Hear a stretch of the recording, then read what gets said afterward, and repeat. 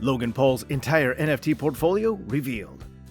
Hi everybody, and welcome back. Well, I think we can all say that 2021 was the year of the NFT. I mean, it was the year of many things. Dogecoin mania, Elon Musk being Elon Musk up to 11, the rise of Shiba Inu, the announcement of the metaverse, and of course, people still being stuck at home, staring at their phones. And thanks for watching, by the way. But the one thing that stands out to me, at least in the cryptocurrency/decentralized technology space, is definitely the colossal interest that has emerged in NFTs. One person who threw himself headlong into the NFT space was celebrity YouTuber Logan Paul, who even released his own line of NFTs and made over $5 million in a single day. But what other NFTs does Logan Paul own? This is Logan Paul's entire NFT portfolio revealed. So what sorts of NFTs does Logan Paul have? What other crazy investments has he got into? And can you learn anything from him about what you should be investing in? Well, I'm going to answer all these questions for you in today's video, so make sure you stick around for the whole journey. And of course, subscribe to this channel with the notification bell rung so that you can be sure to never miss a scrap of the news and info that could make you very wealthy one day. Please remember though that I'm not a professional financial advisor, that there is always a risk involved with absolutely any investment. So please, my friends, always be vigilant. Now with that out of the way though, and now you perfectly subscribed in, let's go ahead and jump into Logan Paul's portfolio. First, let's address the subject of NFTs, as there might be a few people tuning in right now who are still not sure what the heck they are. In essence, NFTs behave similarly to cryptocurrency, in that they're tokens that exist on the blockchain, in this case mostly Ethereum, and can be traded and exchanged for currency, even cryptocurrency as well as fiat money. There, the similarities end though, because the NF part stands for non-fungible, which really just means a fancy way to say unique, verifiable, one of a kind, etc. Now you see, every NFT is tied to a smart contract that exists to prove that the NFT is the NFT, the only one like it. Even the token part is different, because the thing itself can be a piece of art, a doodle, a domain name, an MP3 or MP4, basically anything that has been created digitally. Even if you were to copy the NFT's content, like for example a meme, and paste it all over the internet, the copies would only be that, copies. The original would still exist where it is, and be easily proven to be the original. Imagine you have a perfect copy of Van Gogh's Sunflowers. It's in great condition, printed on the best paper ever by the best printer ever, and you have it hanging up in your living room. While you might be able to say that it's a beautiful painting, you know that it's not the original, because the original is in an art gallery somewhere. No one is going to pay millions of dollars for your reprint, because it's just a copy. Still scratching your head? Don't worry about it. In many ways, the NFT market is exactly like the art world. But another way that the non-fungible tokens are different from cryptocurrency is that they can't be split. You can most certainly own 1/27,000th of a Bitcoin, but you can't split or share an NFT.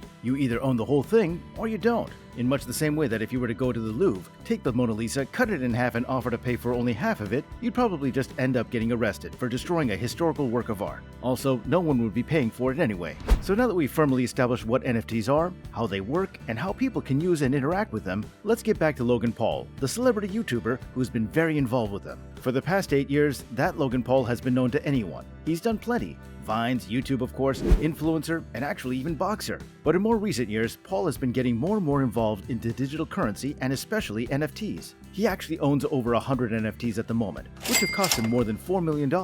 It's okay though, he can afford it. As like I said earlier, he made an absolute boatload of cash selling his own line of NFTs of himself as Pokemon cards. He has a bit of an obsession with Pokemon cards, by the way. Thanks to a combination of his brand awareness, his status as an influencer, a bit of promotion, and a plan to create FOMO by burning any that weren't sold after just that day, he made over $5 million in 24 hours. That's the power of the NFT market, a market that's currently valued at about $7 billion. One of the NFT projects that Logan Paul is involved in is called Crypto Zoo, and it is, as it sounds, a digital zoo where users can collect, raise, breed, and trade exotic hybrid animals as NFTs. Oh, a bit like Pokemon. And coming back once again to the subject of pocket monsters, he is a very prominent figure in the Pokemon trading card world, owning a shiny Charizard card that he says is now worth over $1 million, after he paid $150,000 for it. He's also a member of a collector group with the likes of Kevin Durant and Mark Cuban that owns a majority stake in Golden Auctions, a collectibles company, as well as Bitcoin rewards app Lolly, and also another collectibles marketplace called Whatnot.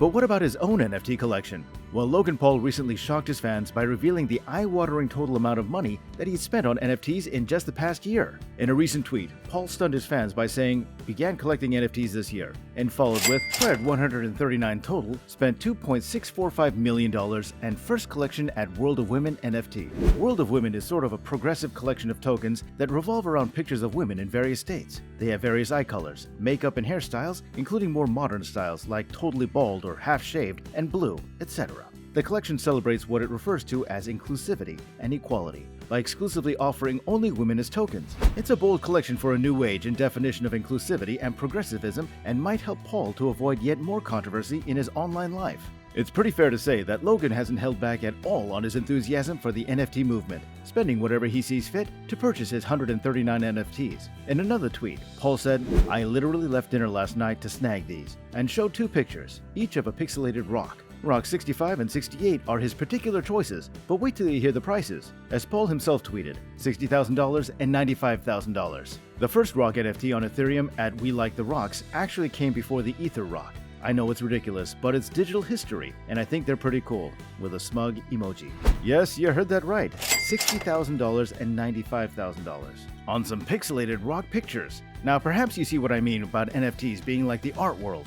Logan is very talented at understanding the best ways to monetize himself as well, and between social media, boxing, and his investment portfolio, both digital and IRL, he's able to produce a heck of a lot of income. But he's also been responsible for more than his fair share of online controversy, between tasering dead rats, joking about eating Tide Pods, and just about half the things he says online. But despite this, he is in fact a shrewd businessman and investor, as his lawyer Adam Collar says. He's put himself in the crosshairs of some pretty ugly situations, but the vast majority of decisions that he makes are great decisions. He sees these subtleties that other people don't see, and he knows how to craft them and manipulate them and exploit them. He certainly has shrewdly amassed a heck of a collection. One of the most ludicrously priced NFTs that he owns is an On One Force NFT that is worth $623,000. On One Force collectibles are made up of 7,777 generative side profile characters with over 100 hand-drawn features fighting for their lives. The entire collection sold out on launch day within 5 minutes, and the mid price at the launch was a paltry 0.07 Ether.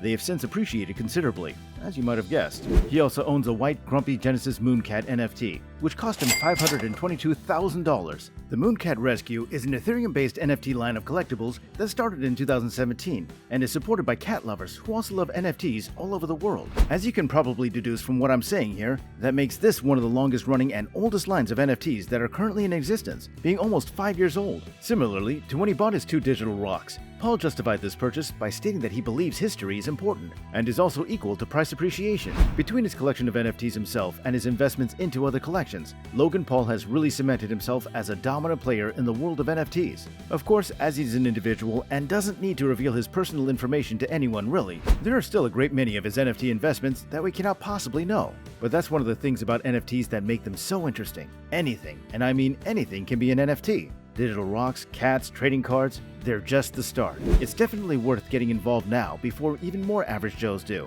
Strike while the iron is hot, as they say. But what do you think about all this? Make some noise in the comments section below, and leave a like if you enjoyed this video. Please remember to subscribe to this channel if you haven't done so already, and ring that bell to stay up to date on every piece of news and info that could make you a lot of money. Thank you very much for watching, and we'll see you next time.